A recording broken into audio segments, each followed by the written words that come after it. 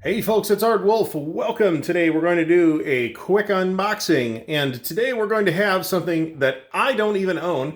A friend of mine gave it to me to unbox. I may be so impressed with the contents of this thing that I go and order myself one while it lasts, because it is Jaws of Victory, Corson Charaski Pocket. January, February 1944 from New England Simulations. Now, some of these folks' games, such as Killing Ground and Overlord, are really, really hard to get and go for very high prices on the secondary market. So my advice is that if you are interested in this, buy it as soon as possible. Because if it goes out of print, you're never going to see it again, and it's going to go for a mint. So let's open her up. We've got what I would describe as a pretty standard 2-inch box here. Back of the box says that we have 2 maps, which sounds right, because I've seen this thing set up at Compass Expo. 1170 half-inch counters and rules booklet and a separate playbook. So let's do it. I think the box is very handsome. I like the box. It's also a pretty good quality box. It's nice and thick. Now we get a couple things here. Here's some dice. These are absolutely bog standard Chessex looking dice. But we get combat manuals within this little wrapper thing. And the wrapper thing has some interesting historical notes inside here. It looks like on some of the leaders. Konev is about the only guy I've ever actually heard of in here. But this is actually neat. This is Simon. He is annoying. So that's kind of cool. We've got a rule book. The rule book is pretty handsome, actually. So it's full color. It's on I would say, medium weight matte paper, but it's a very, very smooth matte finish. It feels like a satin finish paper, even though it's not glossy at all. Print's pretty small. There's a lot of illustrations in here, from what I see.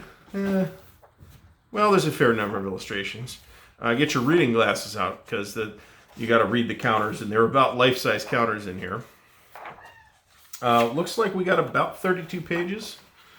I would say that is accurate. Are any of these optional or anything? Let's look at that. Yeah, so we've got 28 pages or so of core rules, and then another 3 or 4 pages of optional rules. So interesting looking rule book, good production quality on this, I think.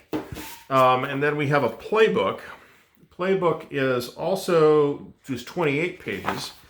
And what we have here is this looks like a true playbook. We have some setup guidelines, some general scenario rules. We have what appears to be 8 different scenarios. And then we have some design and player's notes.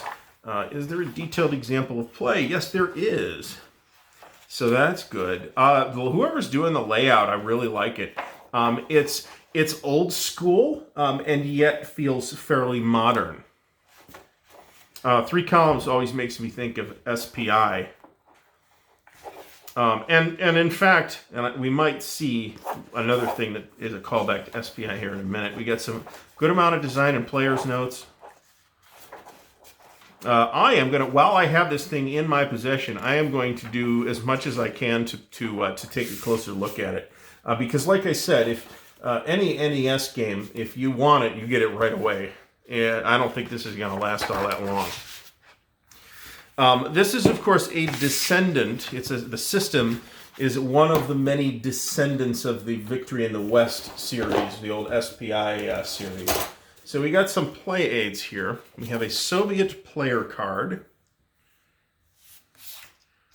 We have a little thing that's got the sequence of play on it. It's interesting that they did that as its own separate thing. I kind of like that. We have a much larger, because this isn't mine, I'm taking a little extra care with it to not wreck it. An even larger German player card.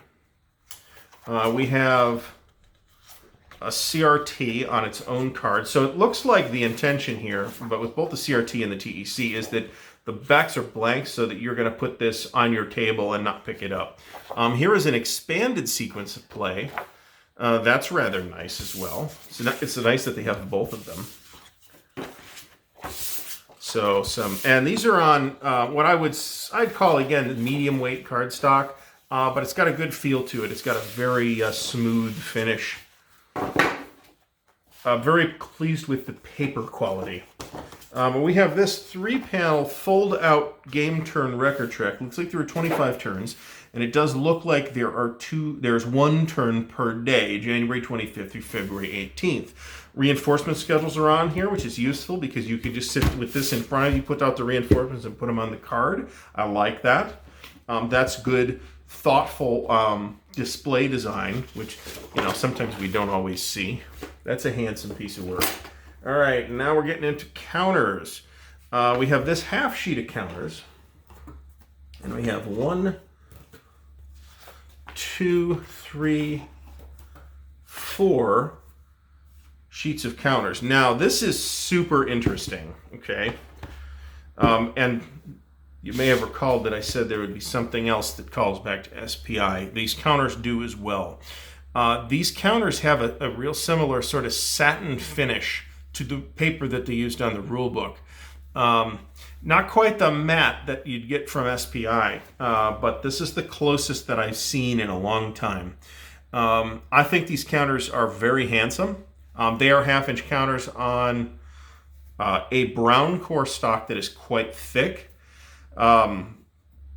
Really nice components here. You'll see that there's alphabetical ratings on a lot of the units rather than combat factors, because combat factors are pulled on these chits.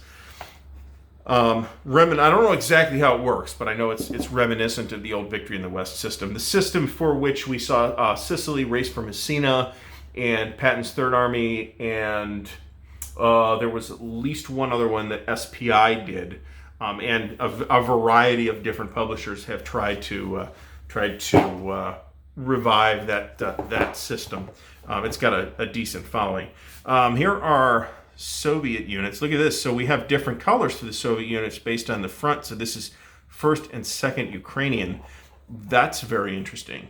Do we have a 3rd Soviet front too? No, and we have German, is that the 9th Army? It's a German 8th Army plus 1st Panzer Army, also gets its own separate colors. I really like the feel of these counters. Feel very luxurious. How well they will wear, I don't know. That was the flaw of SPI's counter finish, was that those counters tended to not wear well. There might be other factors in that too, though, like the fact that there were fewer games at the time, so the games that you did have, you played more, and therefore were more susceptible to wearing the counters out. Like I said, I like that. That alone makes me kind of want the game. All right, and now we have, okay, hold on. We've got a stack of what look like scenario cards. Yeah, look at this. Scenario setup cards. Huh, okay. Multiple cards for each scenario. I didn't recall seeing this before. We have the setup for the units on the back of the sheet, and the scenario special rules on the front. That's nice too. I'm a couple things I'm impressed with without looking at the rules. One is the component quality. It's old school components, right? There's nothing super duper fancy here with shiny paper and big thick 1-inch counters or anything like that. We're not seeing that. But what I'm really seeing is, if we're going to go with old school components, the old school components that we have here are really top notch. And then lastly, we have the maps, and I'll do my best to give you a good look at this. Who is the map artist? Is that on the box? I'm not seeing it, but that could be because I'm half blind. So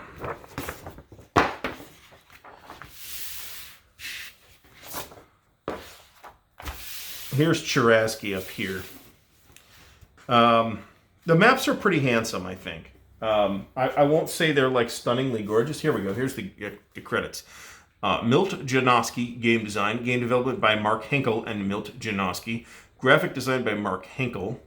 That sounds like he did the graphics too, in which case, bravo, because I think this looks pretty good. There's clearly some light woods and heavy woods type of situation here. We've got some little points of interest that are marked. Not sure what those are. These may be partisan locations.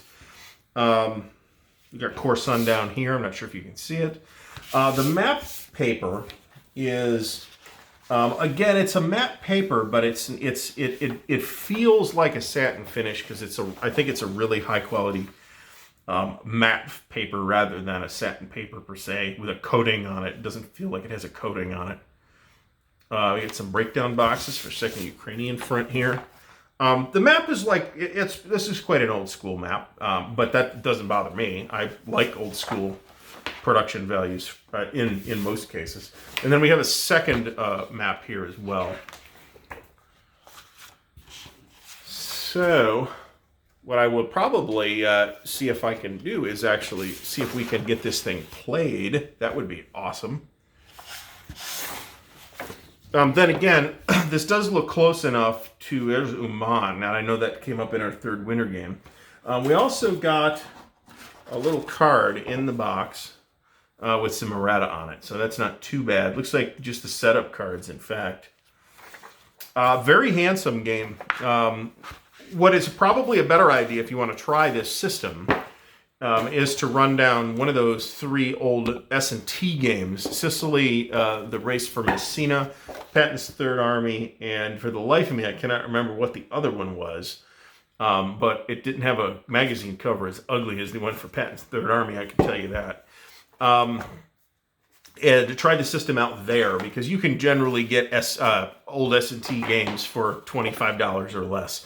Going rate on Sicily, Race for Messina, which is by many people's accounting the best of the old ones in the series, generally runs for about $25 unpunched. So you can definitely get a copy on eBay of any of those without breaking the bank. The other one is Operation Grenade, also a fairly ugly cover if you ask me. Jaws of Victory, super interesting looking thing. So what I need to do now is evaluate whether I need a copy of this. Like I said, NES stuff, you are better off pulling the trigger, and if you end up not playing it later, you will sell it and probably get your money back and more if you didn't punch it. So I'm judging from some of their other older stuff. Company with not a high output, but a very good reputation. Looking forward to trying to get this thing on the table. We'll see if that happens. We got to talk the OCS guys into it, but there's going to be a little local shakeup, which I'll talk about in a channel update at some point. So thanks for watching. If you've enjoyed the video, please give it a thumbs up. Please subscribe to the channel and leave me any questions or comments below. Thanks for watching and happy gaming.